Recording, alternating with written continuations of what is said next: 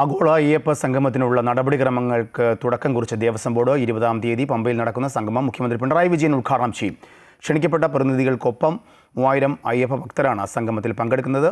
സംഗമത്തിന്റെ registration Sabarimala virtual queue portal വഴി ആരംഭിച്ചു. വിവിധ സാമുദായിക സംഘടനകളുടെ പിന്തുണ സംഗമത്തിനുണ്ടെന്ന് Devaswom board president PS Prasanth പറഞ്ഞു. ഞങ്ങൾ ഈ സിംഗപ്പൂരിലെയും മലേഷ്യയിലെയും അയ്യപ്പ ഭക്തന്മാരുടെ ഒരു കൂട്ടായ്മ ഉണ്ടായിരുന്നു. ആ കൂട്ടായ്മയിൽ ഉയർന്നു വന്ന ഒരാവശ്യമാണ് അവരുടെ പ്രശ്നങ്ങൾ പരിഹരിക്കുന്നതിന് വേണ്ടി, അവരുടെ പ്രശ്നങ്ങൾ അറിയുന്നതിന് വേണ്ടി, ഉന്നയിക്കുന്നതിന് വേണ്ടി ഒരു വേദി ഒരുക്കണം എന്നുള്ളത്. അങ്ങനെയാണ് ഈ ഒരു ആശയം ഞങ്ങളുടെ മുന്നിലേക്ക് വരുന്നത്.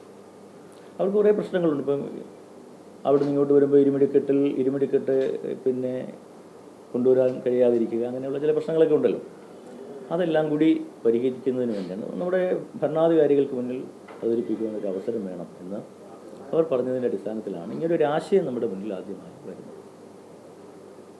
അങ്ങനെയാണ് തിരുവിതാംകൂർ ദേവസ്വം ബോർഡ് രാജ്യത്തിന് പുറത്തുള്ളവരും വിദേശത്തു നിന്നുള്ളവരെയും രാജ്യത്തിനകത്തുള്ളവരെയും ഉൾക്കൊള്ളിച്ചുകൊണ്ട് ഒരു ആഗോള അയ്യപ്പ സംഗമം നടത്താൻ തീരുമാനിച്ചു. ചിലവ് ഞങ്ങൾ നോക്കുന്നുണ്ട്. ഞങ്ങളിത് പിന്നെ ഡിപ്പാർട്ട്മെൻറ്റിന് ഒരു ചിലവ് ഡിപ്പാർട്ട്മെൻറ്റിൽ നിന്ന് തന്നെ എടുക്കാതെ പൂർണ്ണമായും സ്പോൺസർഷിപ്പിലൂടെ കണ്ടുപിടിക്കാനാണ് ഞങ്ങൾ ഉദ്ദേശിക്കുന്നത്.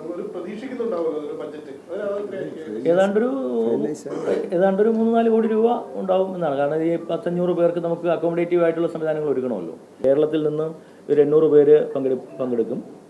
തമിഴ്നാട്ടിൽ നിന്ന് ഒരു 500 പേര് പങ്കെടുക്കും.